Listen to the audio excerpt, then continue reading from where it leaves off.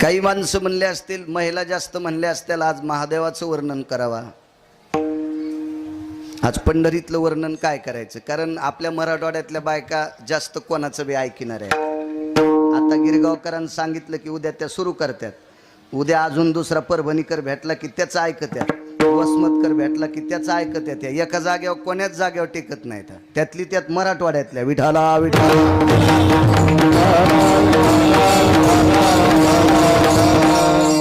काल प्रदोषाला शमीचे पानं लागतेत, एका बहादारानं बायकून सांगितलं हिवराचे नेले. मी म्हणलं तुम्ही ते म्हणला लय कदर आणलाय होती ना, तिला तरी काय कळत हिवर कोणता आणि शमी कोणता. म्हणलं तुला नशीबलंय तुर्कस्तानच्या पलीकडे झोपलं रे, तुला अशी भेटली. विठाला विठाला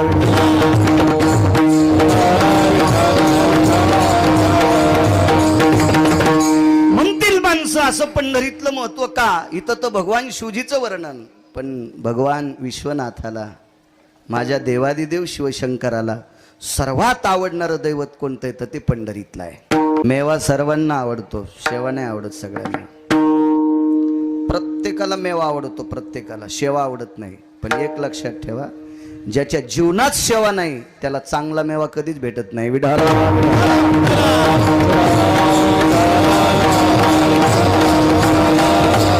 नामदेवराय ब्रह्मांडाच्या मालकाच्या पायाची सेवा मागतात. मान आवडत नाही असा जगात माणूस नाही. मान, सन्मान, प्रतिष्ठा जनावराला सुद्धा आवडती, जनावराला सुद्धा. दिवसभर उभाट्या आऊत आणल्याच्या नंतर 5 वाजता जोत सोडताना बैलाचं नाव घेऊन जर त्याच्या पाठीवर थाप टाकली तर ते पण शेपटीवरी करतय. म्हणजे पशुला सुद्धा सन्मान आवडतोय. ताप टाकली म्हणजे त्याला काय पेन थोडी भेटती, पण त्याला पण सन्मान आवडतो. तसा माणसांना सन्मान आवडत नाही असं कोण म्हणतंय, पण सेवा आवडत नाही. सेवा फक्त ठराविक लोकांनाच आवडते. विठाला विठाला.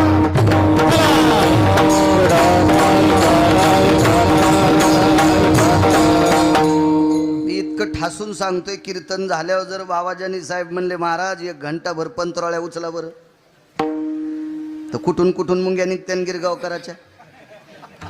कीर्तन केले मला पतराळ्या उचलायला लावायले, आणि पंतराळ्या पंढरपुरातल्या मालकानं उचलल्यात तरी गिरगावकराचं धुपन निघत आहे. तुमचं पण निघत आहे. आमच्यावर घेतल्यावर लय तुमची खसखस पिकली. तुम्ही लय तुकाराम महाराजाची चुलते आहेत का. तुम्हाला राग येईन म्हणून माझ्यावर घेतले, पण समजून घ्या कोणाला हाणायला होतं. विठाला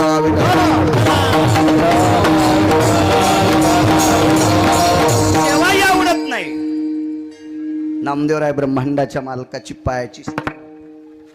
भगवान रत्नेश्वराच्या दरबारात कीर्तने एखादा म्हणला असन पंढरीचं महत्व सांगणारा अभंग का घेतला, कारण पंढरी मंदिरातल्या मालकाला आवडती. त्या घंटीला एक दोरी बांधा. नाही काय होतंय, शेवटच्या मंगलाष्टकाला येणार मुद्दाम मंडपा पुढे गाडी घुरघुर करीत आहे. म्हणजे त्याला वाटतंय देवबापान पण माझ्याकडे पाहा मी आलो म्हणून. आणि अगोदर येणारे काय बसले बिचारे, ते उशिरा येणारेच असंच काम असतं. विठाला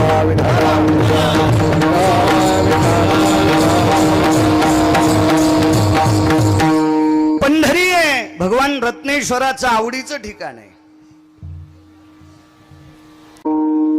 तुम्ही आम्ही माऊली महाराज वाऱ्या करत असू, आपण कळाल्यावर करू, आपलं शरीर चांगलं असल्यावर करू, आपल्याला एखाद्यानं चालना दिल्यावर करू, पण वारी ही परंपराच भगवान शिवशंकराची आहे. वारी ही परंपरा भगवान शिवशंकराची, भजन ही परंपरा शंकरांची. बहु पक्वादे वाद्य शंकरांचे.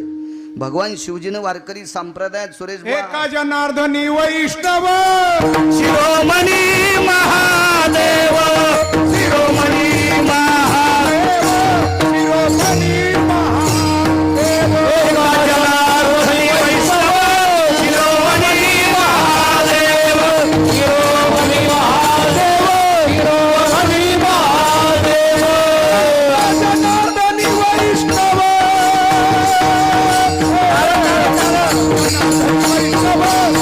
शिरोमणी महादेव, शिरोमणी महादेव, शिरोमणी महादेव. एका जनार्दनी वैष्णव, एका जनार्दनी वैष्णव शिरोमणी महादेव, शिरोमणी महादेव, शिरोमणी महादेव.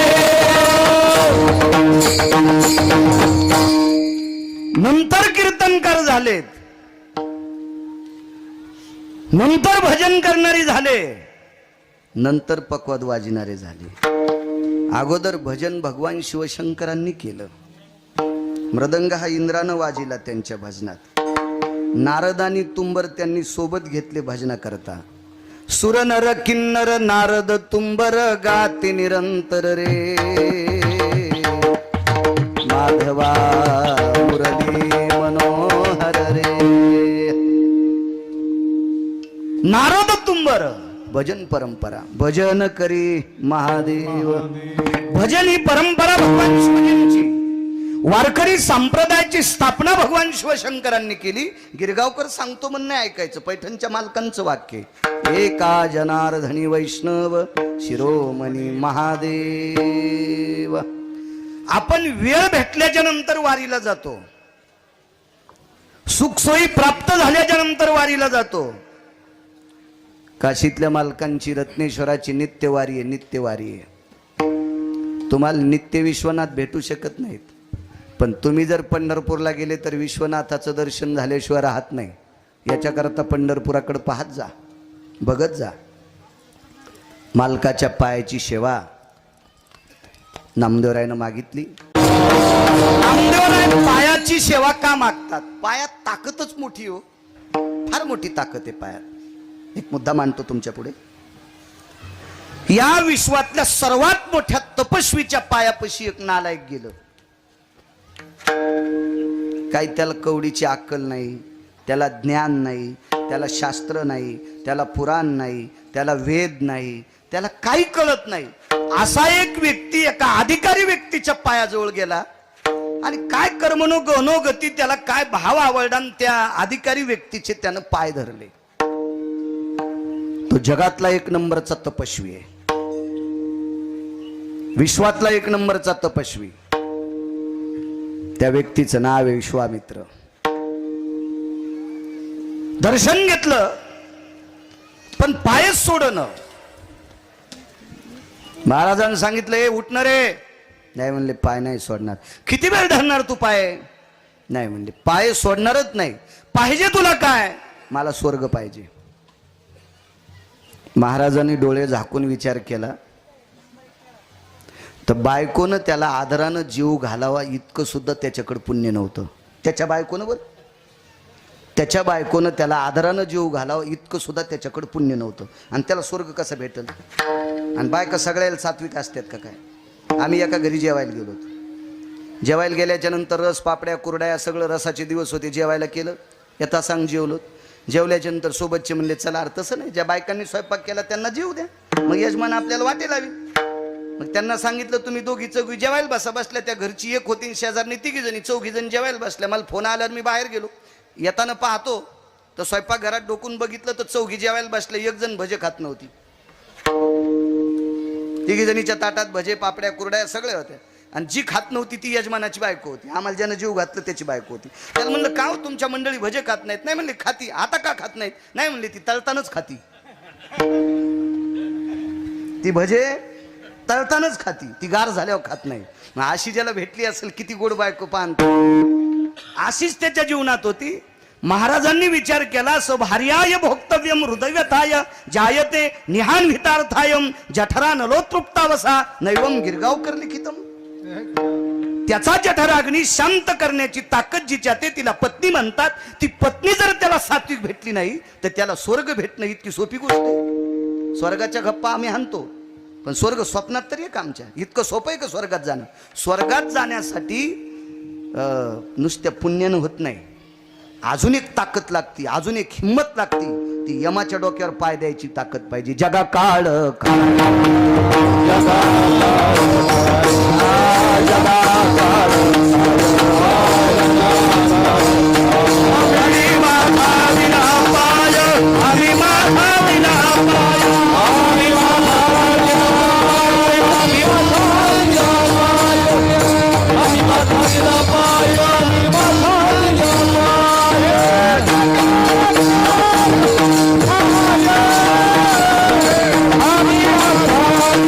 Fire!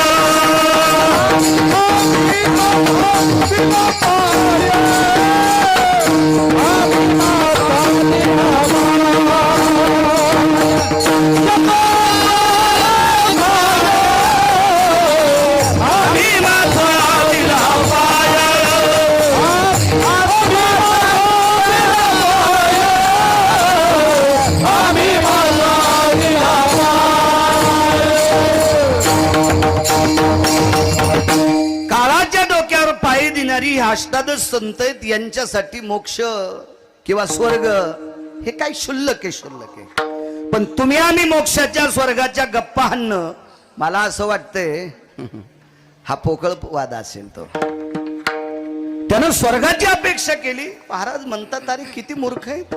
सब हरियाती जायते सलग्नेन सर्वस्थिता सप्तपदीरोर विचिता यति पानिग्रहो भयव्याप्ता अर्धांगिनी समिलनाय भोक्तव्यम नैवाती जायते. जिच्या सोबत सप्तपदीचे फेरे घेतलेस, जिच्याशी पाणी ग्रहण केलं, जी तुझी अर्धांगणी झाली, या सगळ्या गोष्टी असताना तुझ्या पोटाची अवस्था जी मिटू शकत नाही, इतकं तुझं नशीब झोपले वड्याच्या पलीकड, आणि तू स्वर्ग मागतोस. मूर्ख आहेस की काय?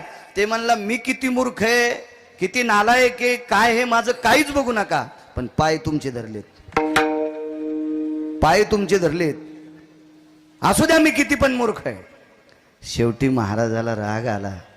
महाराजांनी त्याची कंबर धरली आणि संदेश वरी फेकलं.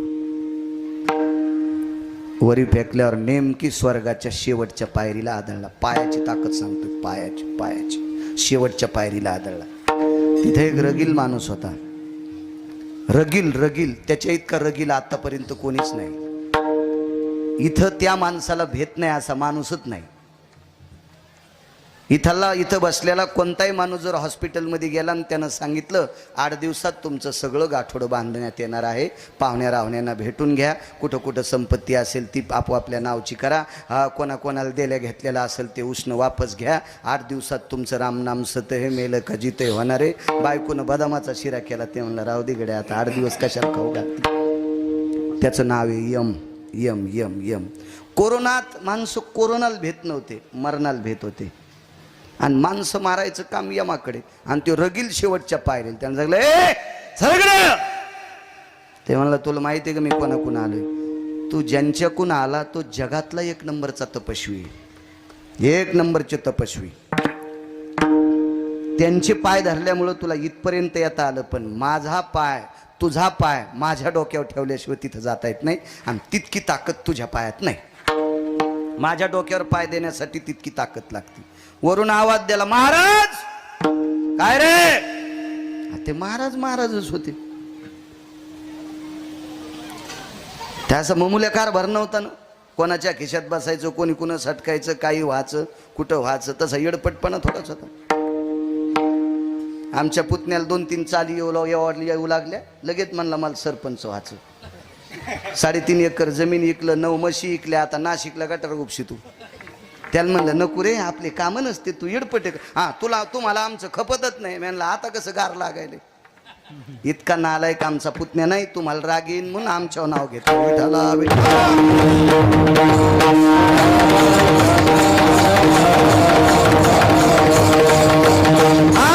महाराज आहे, कोणी येऊ देत नाही. दक्षिणेचा राजा यम आवाज द्याला, यमराज लट यम कापू लागला.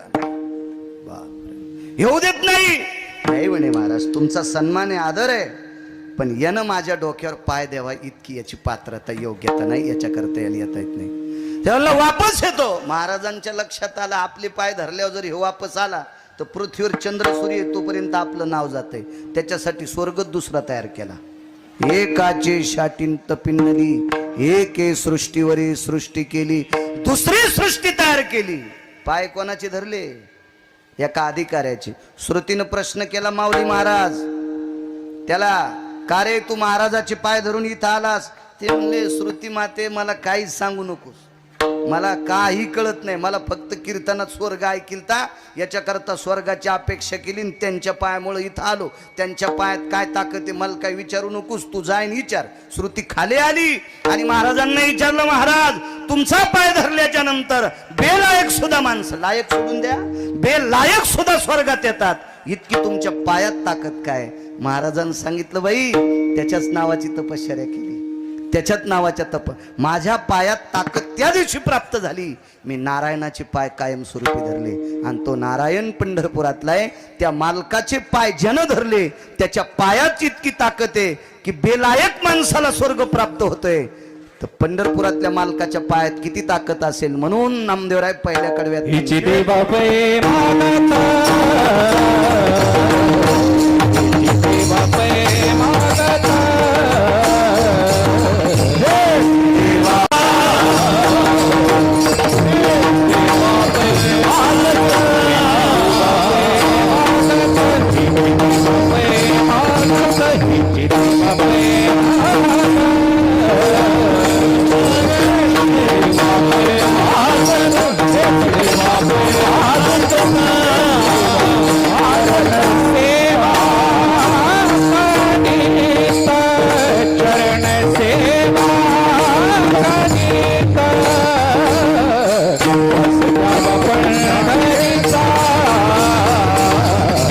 असत्या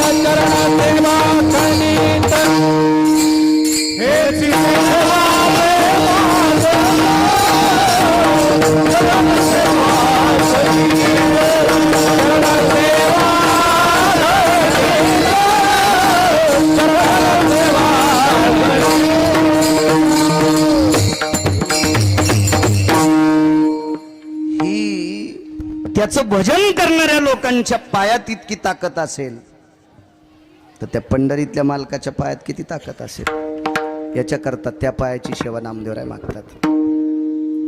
मालकाचे पाय बघा, रत्नेश्वराचे पाय. आपण काय होतो माहितीये का, नियम विसरतो आणि देखाव्याचे नियम जास्त घेतो. एक जण म्हणला, काल परवाला भेटला, म्हणला आता अमावस्याच्या दिवशी दाढी कटिंग करायची, पुन्हा महिनाभर करायची नाही. ते म्हणलं असं का नाही, म्हणला आपला नियम आहे श्रावण मासात दाढी करीत नाही आणि तंबाखूचे 3 तोटे खातू. तुला हाणायला पाहिजे, यम इतका हानीन सोमल्या तुला. तुझ्या दाढीचे केस इतके पवित्र आहेत का महादेव तुझ्या दाढीत बसायला? जंगळलेल्या गोचडं बसायचे नाही तुझ्या दाढीत. आणि महादेवासाठी दाढीचा त्याग करतो नुसता. तंबाखू खातू, गुटके खातू, बिड्या फुकीतू, कारखान्याचं बॉयलर पेटल्यावानी. हे नाटकेच लोक जास्त झाले. विठाला विठाला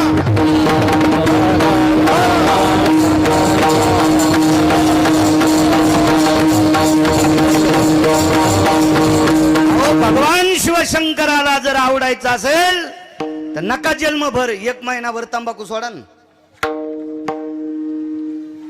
ते रत्नेश्वराला आवडेल. 1 महिनाभर बिडी सोडा ना, रत्नेश्वराला आवडेल. सोडान गुटखा 1 महिनाभर, तो रत्नेश्वराला आवडेल. हे बाकीचे सगळे धंदे करणार, फक्त मी दाढी करीत नाही. तू दाढी पेटून देईन यम एका दिवशी. विठाला विठाला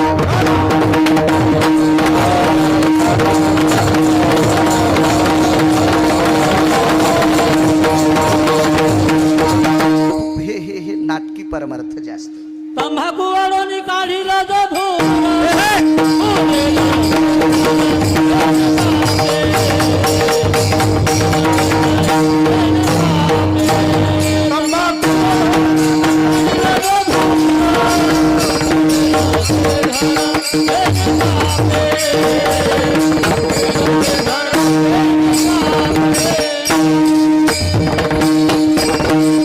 वा महाराज, छान पुरावा.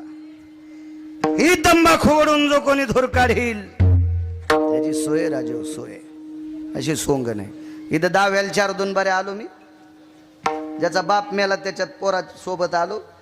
इथल्या देवबाप्पानं सांगितलं काय सोडता, म्हणले केळी सोडतो.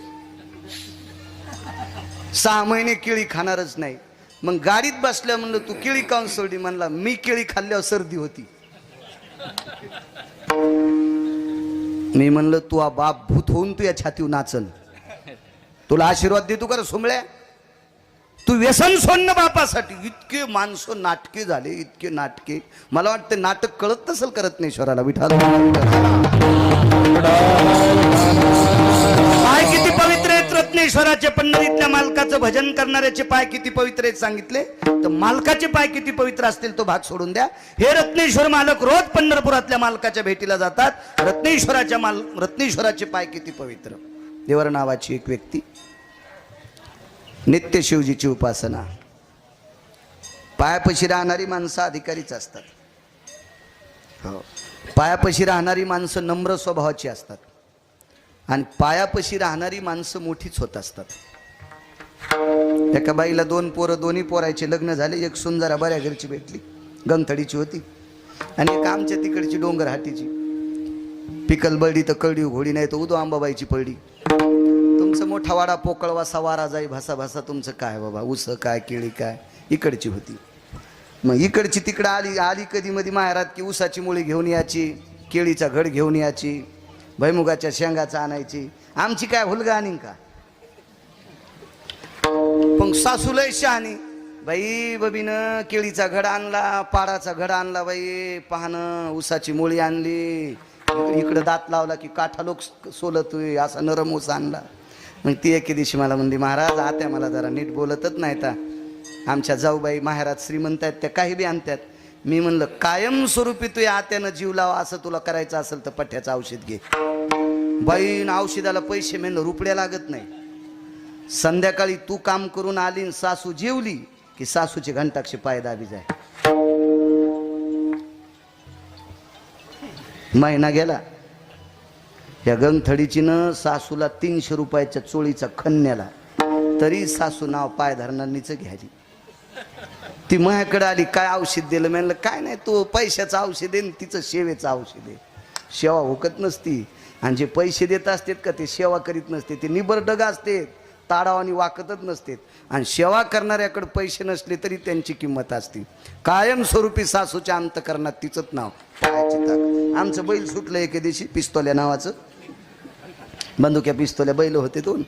नाद आहे मला शेतीचा चांगला, म्हणून तर इतका टकटक बोलतो. एक जण म्हणला इतकं रगिलो आणि इकडं बंद पाड्या. मी म्हणलं अरे सुंबळ्या, कव्हा बंद पाडायचं तर पाड निघला पठ्ठ्या कापस खुरपायला, तू काय ताण घेतो? शेतकरी राजा आहे म्हणलं.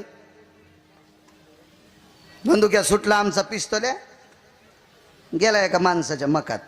आता बैल बैल आहे, त्याला काय कळतं का किती खावा आणि किती नास हो? बैलच हो. लय बैलाला कळत नाही. या बैल का कमी आहेत का 2-2 पायाचे? ते बैल कस काय गड्याल? म्हणलं कस काय? म्हणले महाराज ते चराट खाते, कासरा खाचा नाद होता.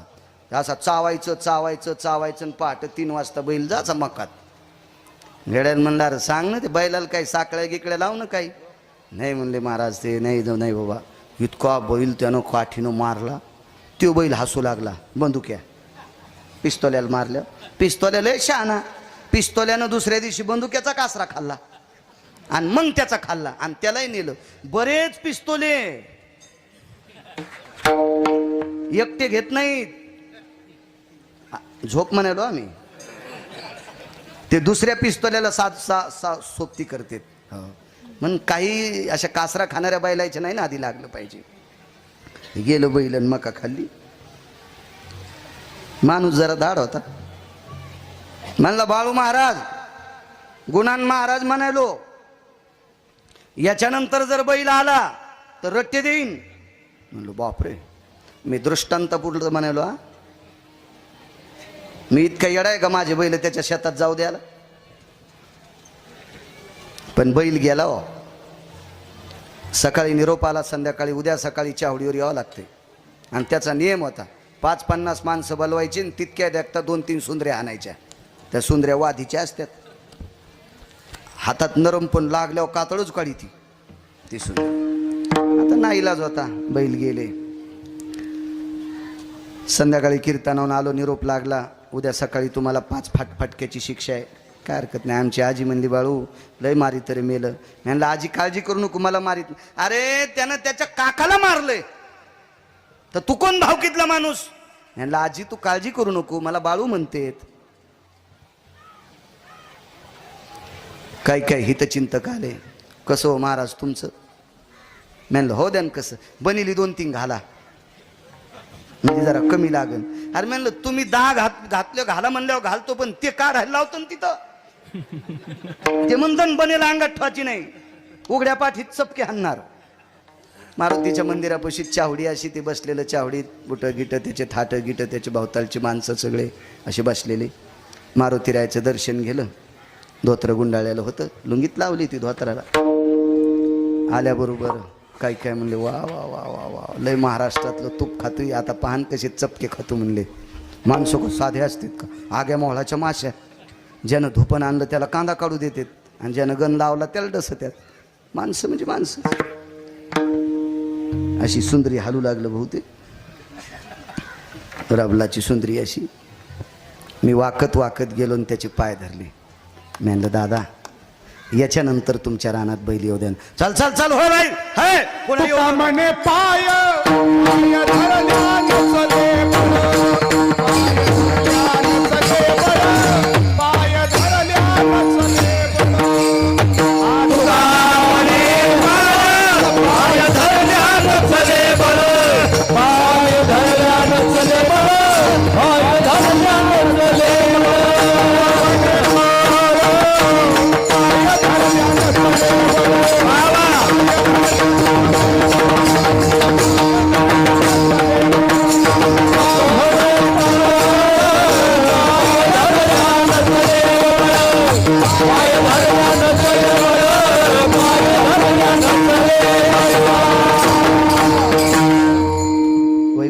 जशी नथुराम बाबा केळकर म्हणायचे, असं प्रमाण दिलं की कोटीची नोट, 1 कोटीची नोट.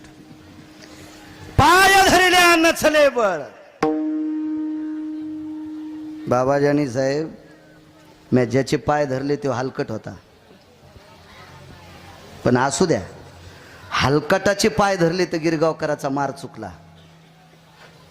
माऊली महाराज, हलकटाचे पाय धरले तर गिरगावकराचा मार चुकला.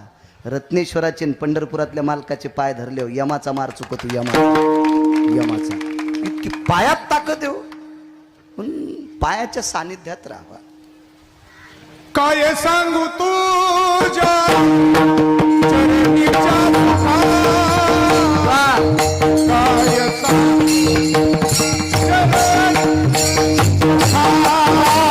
काय सांगू तुझ्या चरणीच्या तुका, काय सांगू तुझ्या चरणीच्या तुका. अनुभव ठाऊका नाही तुझ, अनुभव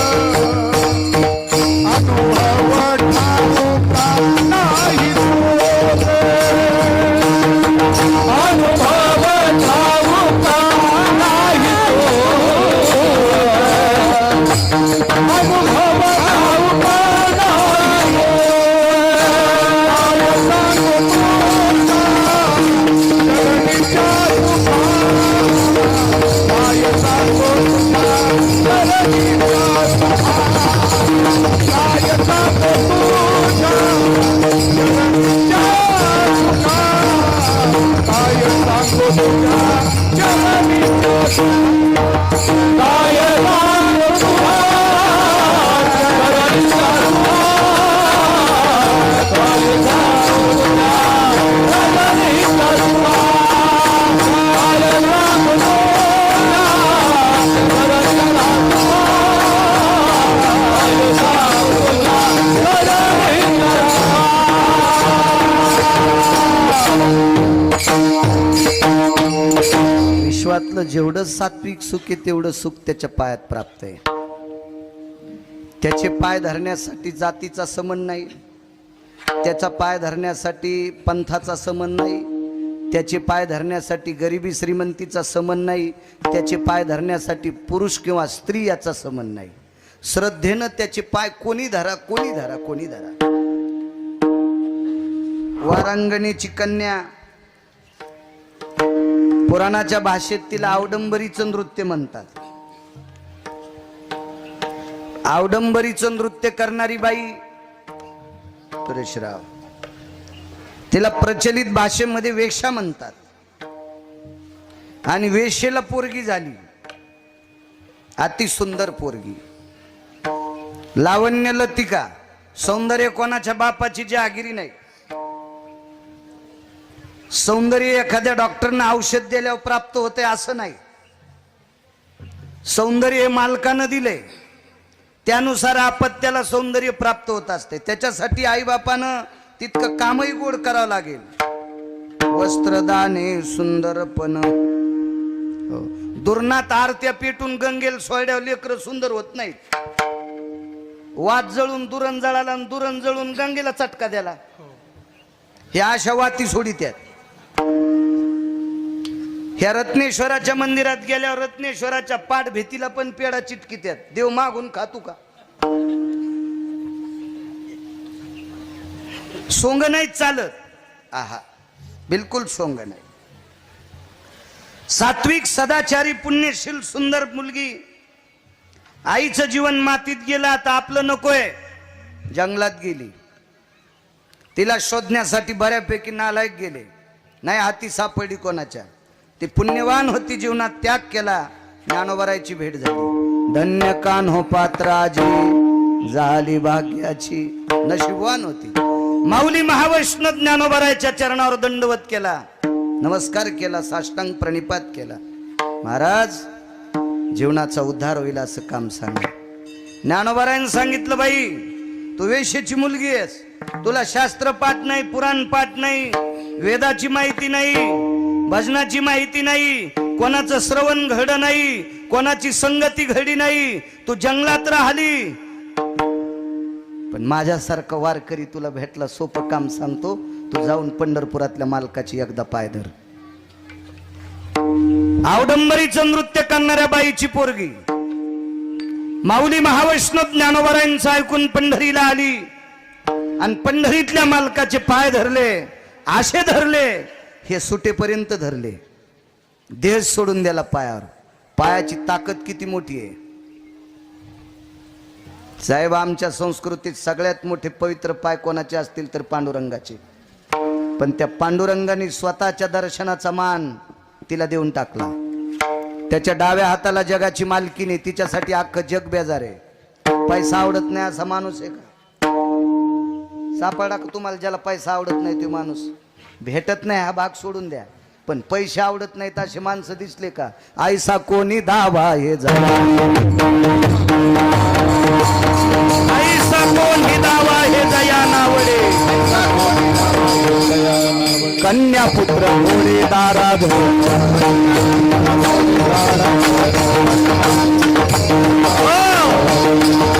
पैसा आवडत नाही माणूस, ऐसा कोणी दावा हे जया नावडे, कन्या पुत्र घोडे दाराधन. दारा म्हणजे बायको. एक जण म्हणला मी लग्न केलं नाही, मी ब्रह्मचारी संन्यासी आहे. तुला बी नाही सुटलं, नाही त्या सुटली द्रव्य माया, नाही त्या सुटली भस्मदंड छाया तरुवराची.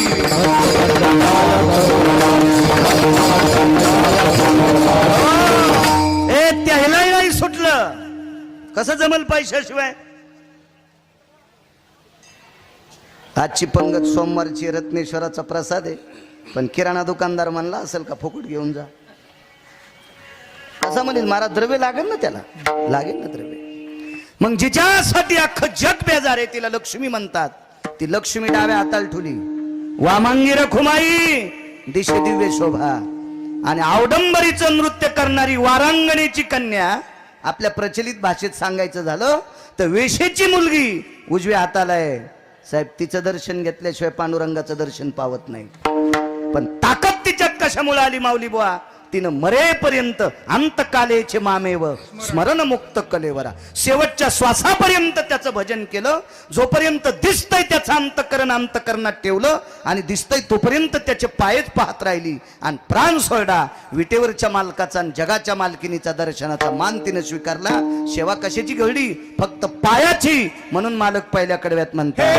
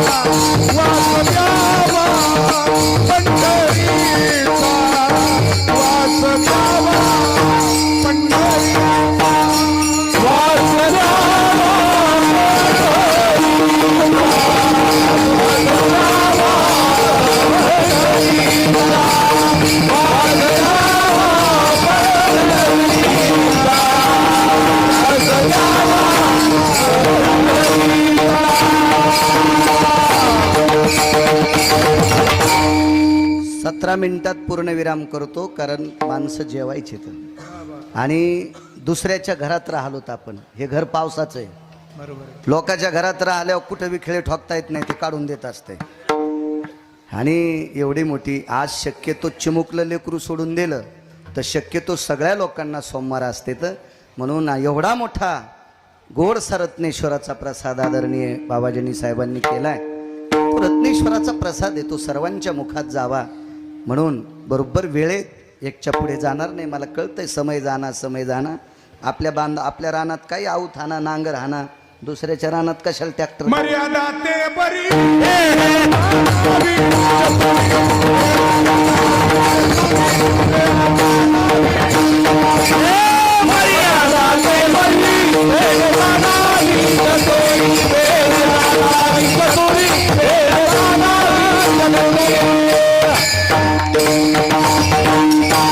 आज काय प्रमाणाचा बादशाह आहे.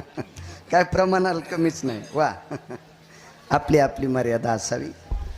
काय पायातली ताकद महाराज. कानोपात्रेचं जीवन पायानं उजळलं. तुमच्या क्षेत्रातलं सांगतो बाबाजानी साहेब, तुमच्या क्षेत्रात सुद्धा मोठ्याच्या जवळ राहणारे लोक मोठेच होते. जे मोठ्याला सोडून इकडं तिकडं फिरत आहेत का ते भावऱ्यातच गुटमाळले. हो, मोठ्याला सोडून जे बाजूला गेले का ते तसेच गेले इरवाड कंस. हो, ते पाखरायलाच गवसतेत. ते काही मळणीत येतच नाहीत, खळ्यात येतच नाहीत. आणि राहिले ताटाला तर पेंढीत जातेत आणि मग उंदरायचा सोळसोळाट वळही टोकरून टाकत येत. हे रिकाम टेकडे भावताल फिरत येत काय नुसते. हे काय कामाचे नाही. पायाजवळ्याला किंमत असते तुमच्या क्षेत्रात. पण आजचं सांगत नाही मी. राजकारणातले 5 डॉन पाहिलेत. तुम्ही नंतर राजकारणात आले. पहिले डॉन जगदानंद कंद जगतपती कृष्ण परमात्मा. त्याच्यानंतर राजकारणातला डॉन झाले विदुर काका. विदुर काका सारखा 2 नंबरचा, खरं तर 1 नंबरचेच होते पण मोठ्यांना मोठं मानणारे होते. त्याच्यानंतर कनक नावाची व्यक्ती झाली.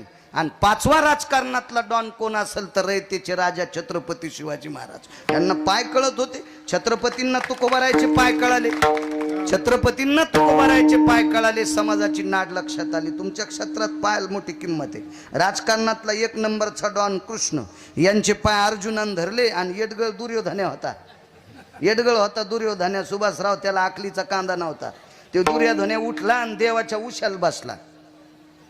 मी त्याला दुर्योधन म्हणत नाही, दुर्योधन्या म्हणतो. बिना आकली होता दुर्योधन्या. मोठी भाऊजाई आई समान मांडीवर बसली, त्याला संप्रदायात किंमत आहे का? नाही. मोठी भाऊजाई मोठ्या भावाची बायको आई समान असते. आणि आई समान असणाऱ्या भाऊजाईला मांडीवर बसलं हलकट हे दुर्योधन आहे. दुसरी गोष्ट सांगतो, दुसऱ्याच्या हाताने आपल्या भाऊजाईचे वस्त्र हरण करतो. किती नालायक आहे. अहो 24 लोकांचं नाव सकाळी ऐकायचं नाही, घ्यायचं नाही असं महाभारत सांगते. गिरगावकर नाही, विठाला विठा.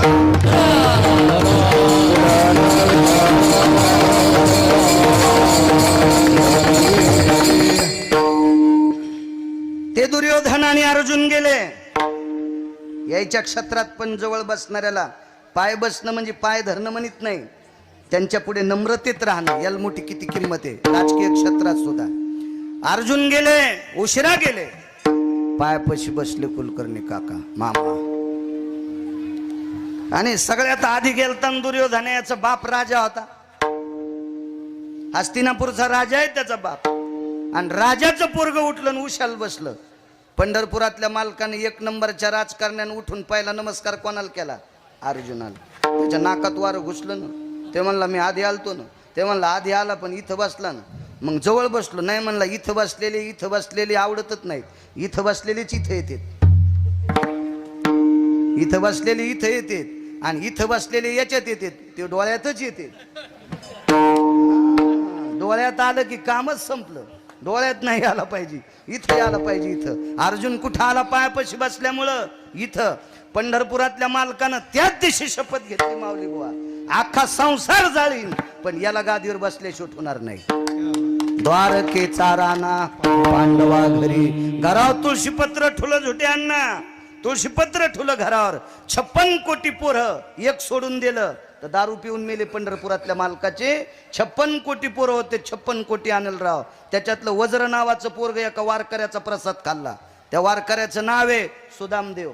जीवनभर भजन केलं सुदामदेवानं आणि त्या भजनाच्या पोह्याचा प्रसाद खाल्ला. एकटं वाचलं. बाकी पंढरपुरातल्या मालकाचे सगळे पोरं मैरेक नावाची दारू पिऊन मेले. का? बापानं लक्ष ठेवलं नाही. बापाचं लक्ष कोणाकड? ज्यानं पाय धरले त्याच्याकडं. या पांडवांनी पाय धरल्यामुळं इंद्रप्रस्थाची गादी अर्जुनाला देऊन टाकली. इतकी त्याच्या पायात ताकद आहे. म्हणून चरण सेवा अखंडित एवढी पायाची ताकद आहे. पाय किती मोठे. पुढचं सांगतो तुमच्या क्षेत्रातलं बाबाजानी साहेब. याच्या मागचा काल हा झाला द्वापार युगातला. क्रतात्रेता युगातला एक प्रसंग होता. 1 नंबरचा राजा, त्याच्यासारखा श्रीमंत जगात 3 नंबरचा श्रीमंत होता. 1 नंबरचा श्रीमंत राजा भरत. रावणाला म्हणायचं नाही एक श्रीमंत. 1 नंबरचा श्रीमंत राजा भरत. विश्वातला एकही भोग शिल्लक ठेवला नाही, त्याला राजा भरत म्हणते. त्यानं आई लेकरावर पालन करते असं प्रजेचं पालन केलं, म्हणून त्याच्या नावाचं नाव या भारत देशाला ती भरत खंडे भय व्याप्ती भरताग्रो भयस्थिता निधी भरता भय संगायत जायन्ते भरताग्रो भय संस्थिता स्थानवतं भयमित्यतता माल्याभययनि जायन्ते संगरयति जायन्ते संगरयति जायन्ते त्याचं नाव आहे भरत. तो भरत 1 नंबरचा 3 नंबरचा रावण आहे. प्रभावशाली रावण, श्रीमंत रावण, रत्नेश्वराचा भक्त आहे. आणि त्या रावणानं जगाच्या मालकीनीचं हरण केलं. भावाच्या लक्षात आलं आपल्या दादानं काम चुकीचं केलं. त्या भावाचं नाव आहे विभीषण. विभीषण एका संन्याशाला भेटले. त्या संन्याशाचं नाव मारुतीराय. 19 संन्याशीपैकी 1 नंबरचा संन्याशी. त्या संन्याशाचं नाव मारुतीराय. या संन्याशाची भेट घेतली विभीषणानं. मारुतीराय, आमच्या दादानं काम चुकीचं केलं, एक बाई आणली. बर, दादा आमचा मरणार. हो म्हणले. एक काम करू का, प्रभू रामचंद्राकडे येऊ. मारुतीराय म्हणले सोपं काम आहे, लंका तुलाच राहते. तर विभीषण म्हणला काय बोलायले मारुतीराय, तुम्हाला कसं काय. म्हणले मला कळतंय, मी रोज सोवळ जवळ पायापाशी. मला माहिती लंका तुम्हालाच राहते. मोठ्यांचं ऐकायला पाहिजे. झालं काय माहितीये का, हे भाटूर भुटूर माणसं मोठ्याला याची चेष्टा करतात. ज्याला संध्याकाळचा ठिकाणा नाही त्यानं दिल्लीतल्या लोकांचं कशाला इचकायचं. अरे ते विमानानं फिरायले, तू या सायकल पंक्चर काढणं होईना तुला. आणि काय येडपटी तर बसल्या बसल्या आपटी तू आपले हात पाय. काय तू लायकी आहे का, बायको कदरली तुला. तिनं दुसऱ्याच्या मिरच्या तोडल्याशिवाय तुला ठेसा होईन. आणि तू वरच्या ढवळ्या कपड्यावाल्याचे कपडे धुतो. तुलाच निर्माण किलो भरण तू हे कपडे धुईन. तू माशा बसन तू अंगावर इतका गांजळला. तू मोठी मोठी असतात. सांगा बरं तुम्ही, आपण मोठ्याला मोठं का म्हणू नये माऊली. आतापर्यंत एकादशीची महापूजा दिल्लीतले लोक करते, दिल्लीतले मुंबईतले करते. एकाची तरी हिंमत झाली का पूजा करणाऱ्याला माळ आहे का म्हणून.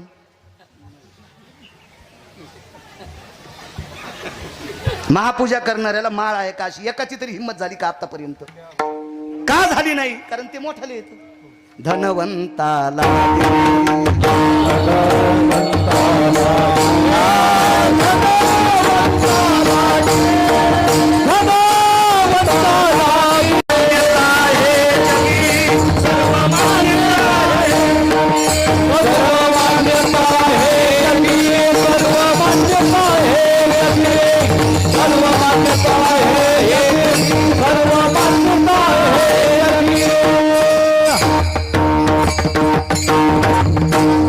पैशाला किंमत आहे. इथलं उदाहरण सांगू का, बांगड्या कधीच आरशात पाहायच्या नाही. खुर्चीवर कोण कोण बसलेत तुम्हाला एकूण एकाची शपथ आहे. मोठालेच बसले का नाही. म्हणजे मी उपेक्षात्मक बुद्धी नाही बोलत, मला वस्तुस्थिती आवडते. हो, मला बॉयलजनला त्रास आहे म्हणून मला सोपा टाकला, तुम्हाला काऊन नाही टाकला. सोपं उदाहरण आहे का नाही. म्हणून छोट्यांनी मोठ्यांची चेष्टा कधी करायची नाही. छोट्यांना जर मोठं व्हायचं असेल तर मोठ्यांच्या पायाजवळ राहा, निश्चित मोठे होतात. निश्चित मोठे होतात. निश्चित. पायात विठ्ठला ठेवी मान, पायात विठ्ठला ठेवी मान, पायात विठ्ठला ठेवी मान, पायात विठ्ठला ठेवी मान. अनाथ अपराधी कोणी नाही जाण, पायात विठ्ठला ठेवी मान.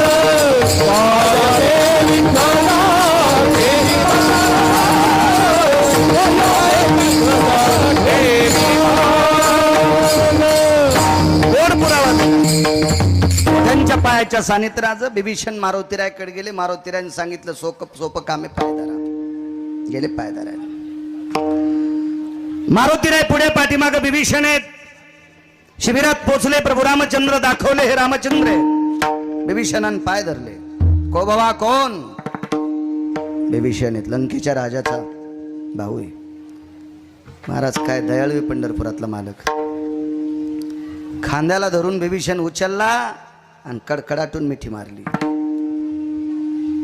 चुटकी वाजल्याबरोबर सांगितलं लखन उठा. लक्ष्मणजीला उठिलं आणि त्या जागेवर बिभीषणाला बसिलं. सुग्रीव किष्किंधेचा राजा होता माऊली महाराज. किष्किंधेच्या राजाला सांगितलं राजन पाणी. पळसाच्या पानाचा द्रोण आणला. समुद्राचं पाणी आणलं. हातावर पाणी घेतलं. संकल्प सोडा. आज तुमचा संकल्प सुटलाय सभामंडप करायचा. तो पाणी सोडून केलता. आता तुमचा कुदळ हाणून सुटलाय. आता फुटिंगचा खड्डा व्हावाच. संकल्प जमतो. इतकी सोपी गोष्ट आहे का ती? आणि पूर्वीचा काळ वेगळा होता. करिंगे करीन पाहू आमक. या इंटरनेट जगामध्ये डोक्याच्या केसा इतकी सुद्धा चूक चालत नाही. इतकी सुद्धा चूक चालत नाही. हातावर पाणी घेतलं आणि संकल्प सोडायचा. किष्किंधेच्या राजानं प्रभू रामचंद्राच्या हातावर पाणी टाकलं. संकल्प सोडायचा. मारुतीरायन हात दाबला. देवा काय देणार आहेत? काय नाही म्हणले. त्याच्या भावाचं घ्यायचं आणि त्याला द्यायचं. मी काय आणलंय म्हणले द्यायला? मीच जंगलातले फळं खातून माझो काय अंगाला साल गुंडाळलेली. काय देणार आहे मी? संकल्प सोडा. विभीषणा लंकेचा राजा तुला करीन. नामदेवराय पंढरपुरातल्या मालकाला इचारित होते देवा ज्यानं तुमची पत्नी चोरून नेली त्या रावणाचा सक्का भाऊ आहे बिभीषण. तुम्हाला काय वाटतं का? सीतेविषयी काय अस्मिता आहे? मग ज्यानं तुमची पत्नी चोरून नेली त्याच्या भावाला लंकेचं राज्य देता. भगवान पंढरीश पांडुरंग परमात्मा म्हणतात नामदेवा याच्याकरता लंका देऊन टाकली. त्यानं माझे पाय धरलेत. शरणांगता वज्र पंजरू. पाय धरणाऱ्या माणसाला वाया जाऊ देत नाहीत. हो मोठ्यांच्या पायात ताकद असते. नामदेवराय स्वतःहून म्हणतात खर तर बिभीषण मारायचा होता.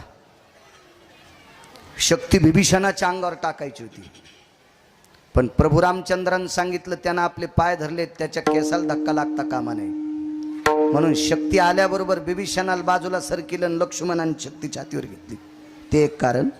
दुसरी गोष्ट लंका देऊन टाकली. दोन कारण. आणि श्रुतीनं प्रश्न केलता रामचंद्र काय ग बिभीषणानं तुमचे पाय धरले म्हणून तुम्ही लंका देऊ केली. लंकेचा संकल्प सोडा. लंकेचा राजा तुम्ही केलं. करीन असं सांगितलं. रावण तर मेलाच नव्हता. मग त्याला राज्यपद तुम्ही देणार कसं? श्रुतीला सांगितलं श्रुती माते रावण इतका रगिले तो मला किती प्रयत्न केला तर सीता देत नाही. जिवंत आहे तोपर्यंत. आणि जिवंतपणी सीता देत नाही. आणि त्याला मारून सीता नेल्याशिवाय मी राहत नाही. मग लंका काय करायची मला? याच्याकरता मी त्याच्या भावानं पाय धरले. त्याला लंकेचा राजा करीन. श्रुती फार हुशार. श्रुतीनं सांगितलं रावणाला कळालं मी उद्या मारणार आहे. मग उद्या जर रावण तुमच्या पाया पडायला आला तर लंका त्याच्या भावाला देऊ केली. त्याच्या भावाची घेऊन रावणाला आता आहे त्याची त्यालाच देऊ आणि अयोध्या बिभीषणाला देऊ. नाही तर अयोध्या रावणाला देऊ आणि लंका बिभीषणाला देऊ. नामदेवराय म्हणतात देवा एवढ्या मोठ्या चुका करणाऱ्यानं पाय धरल्याच्या नंतर लंकेचं स्वराज्य देऊन टाकता. इतकी तुमच्या पायात ताकद आहे. चरण सेवा अखंडित. म्हणून मला देवा फक्त तुमच्या पायाची सेवा पाहिजे. पाय फार मोठी ताकद. तुम्ही अजून मी लक्षात घ्या. पायाजवळचे लय बेजार होत नाही का? भावतालचे लय येडे खाते. जिनच्या पॅन्टीवाल्यानं फक्त डोक्यातलं काढून टाका. आणि हे जर तुम्हाला डोक्यात घ्यायचं असेल तर घरी गेल्यावर तुमच्या आजोबाला विचारा. पूर्वीच्या काळात ज्वारीचं खळं मळणीनं करीत होते. मळणीसाठी आधी रान उकरायचं. रान उकरल्याच्या नंतर पाणी टाकायचं. पाणी टाकल्याच्या नंतर बैल फिरीत होते. त्याला खुरवतून टाकीत तुडवीत. तुडिल्याच्या नंतर मग पुन्हा पाणी टाकायचं. भुसकट टाकायचं. मग दाबायचं. त्याला चोप द्यायची. नंबर 1चं खळं झालं. मेड मधात ठोकायचे. आता 6 बैलाची मळण आहे. सगळ्यात सांगा मेढ ही पाय, मेढ ही पाय. मग मेढीच्या जवळचा बैल बेजार होतो का कळीचा? पितळे गुरुजी, कडीचा. मेढीच्याचा एक येडा, नाही कडीच्याचा एक येडा याच्या 25 येड्याची बरोबरी करतोय. 25 येड्याची. आणि कडीच्याला काय नुसतं गुरु गुरु गुरु गुरु गुरु. आगा वृषभाचे निकळे, मेढी सोयीचे निआवळे, पदन्यासा निराळे न थकेची गा. लिखितम. मेढी निर्जीवे, पण निर्जीव मेढीच्या पायापाशी असलेला बैल सुद्धा थकत नाही. पायाच्या लांब गेलेला बैल संगच गाड्याला घ्यावं लागती वंजळ, नाही तर मग ती ज्वारी खराब होईल ना, ते शेण पाड्यावर फेकून द्यावं लागतं. गड्याचे पण हात भरी तू, मला हाणणाऱ्याचे पण हात भरी तुला आमचा बैल. बरं काय करीन इतकं, म्हणजे तुम्ही कुठलंही पहा. जात्याचा जर उदाहरण पाहिलं, वेळ संपला वाटतं आपला. जात्याचं जर उदाहरण पाहिलं, 1 वाजून 1 मिनिट झाला, 2 मिनिटं घेतो. बाई दळायची, जुन्या काळातल्या बायका दळायच्या. शानी बाई दळायला बसल्याच्या नंतर दळणाच्या शेवटी पाळू उचलून त्या पायाच्या भोवतालचे धान्य पांगीत होती. येडील काय कळत, ते धान्य माझा ठुलं की वळींबा घुसतू जातं, खराब करते ना, पण ते पायाच्या भोवतालचे दाणे फुटतच नाहीत. एक जणांनी विचारलं, सगळ्या दाण्याचं जातं पीठ करतंय त्या दाणे? नाही, ज्या धान्यानं पायाचा संग केला त्या धान्याचं पीठच होत नाही. मग जात्याच्या पायात इतकी ताकद, खळ्याच्या मेढीत इतकी ताकद, तर रत्नेश्वराच्या पायात किती ताकद असेल. महाराज, या रत्नेश्वराच्या पायाजवळ राहिलेला धीवर जळालेली बायको पुनश्च जिवंत करतो. वेळ संपला. विठोबार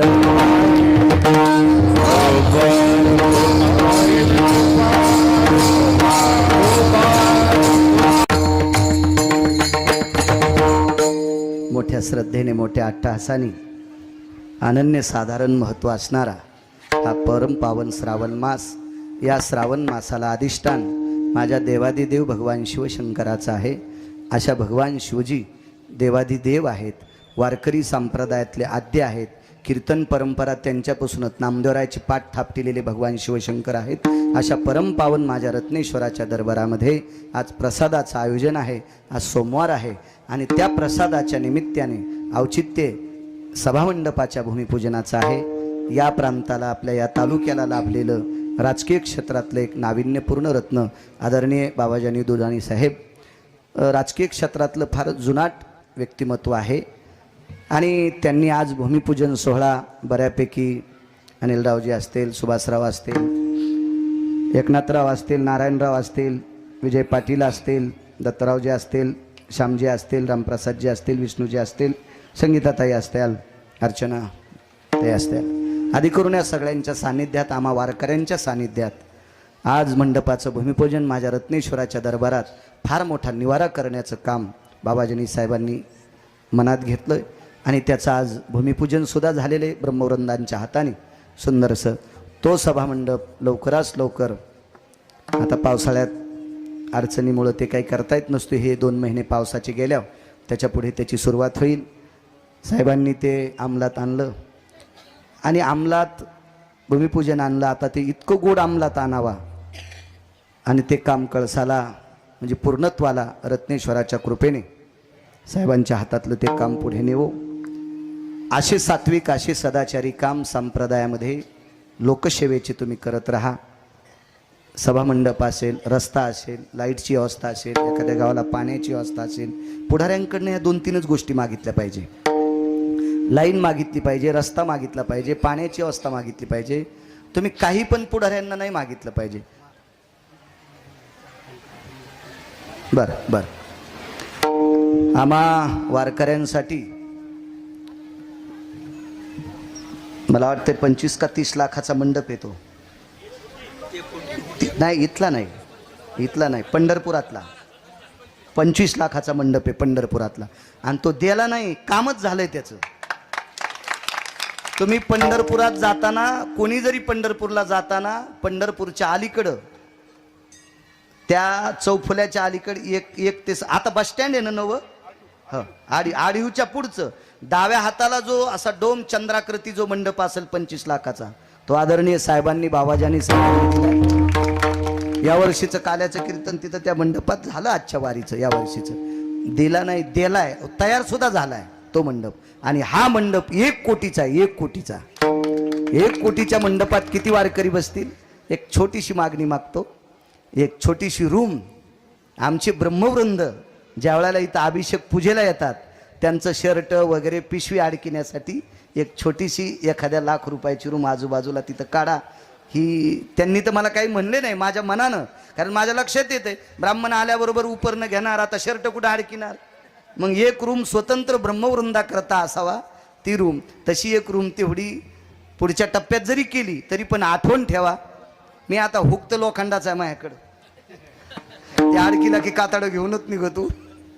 आणि पुढची जी मागणी आहे त्या पलीकडच्या सभामंडपाची, निश्चित माझ्या रत्नेश्वराच्या कृपेने तुमच्यावरती कृपा होईल आणि तुम्हाला गोड असा राजाश्रय प्राप्त होईल.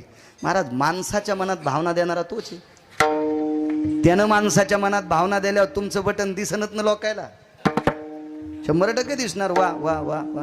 आणि या लोकांकडनं, राजकीय लोकांकडनं मी मगाशी बोलून गेलो, 2-3 गोष्टीची अपेक्षा करत जा. एखाद्या बंधाऱ्याची करत जा, एखाद्या रस्त्याची करत जा, सामुदायिक मंदिर असेल, काही वास्तू असेल त्याची करत जा. उठलं सुटले आपल्या बाजाराची वास्तू विचार करायला काय त्यांनाही संसार असते. आपण अशा कसल्याही भानगडीच्या गोष्टी सांगायच्या नाही, सार्वजनिक गोष्टी सांगत राहा, जेणेकरून लाईट आली, कधी कधी आपल्याकडे लाईट ब्रेक के बाद टीव्हीतल्यासारखी येते. हो, नेमकं ते वळीत पाणी जाणं, लाईन जाणं असं होतं. कधी कधी हिवाळ्यात पाणी कमी असतं, लाईट नसती, असली इकून तिकून तर कडीच्या मोटरा लागत नाहीत, एखादं ट्रान्सफॉर्मर बसवायचं, एखाद्या चांगल्या प्रतीची डिपी बसवायचं. असं काम या राजकीय लोकांना सांगत जा, कारण या भागामध्ये डिप्याची फार गरज आहे. इथून पाण्याचा सप्लाय तिकडं होतो. शेतकरी राजा एक 4 देवापैकी एक देव आहे. कारण आपल्याकडे साहेब किती जरी पैसे असले तरी सोन्याचं पिठलं चांदीच्या भाकरी खाता येत नाहीत. त्या भाकरी फक्त रक्ताचा घाम करून मातीत टाकणारा शेतकरी राजा, त्याच्यामुळे सगळ्या लोकांना भाकरी प्राप्त होतात. त्या शेतकरी राजाकडे तुम्हाला विनंती करील, आमच्यापेक्षा जास्त त्यांच्याकडे पाहत जा. शेतकऱ्याकडे बघा, तो प्रांजळ व्यक्तिमत्व शेतकऱ्याचं असतं, तो निश्चित तुमच्याकडे पाहिल. रत्नेश्वराच्या कृपेनं ते तुमच्याकडे पाहतील. हा 1 कोटीचा सभामंडप आहे. गोड उद्या भविष्यात इथं येणारा श्रावण मास हा पावसाळ्यातला महिना आहे, त्याच्यामुळं प्रत्येक इथं येणाऱ्या सद्भक्ताला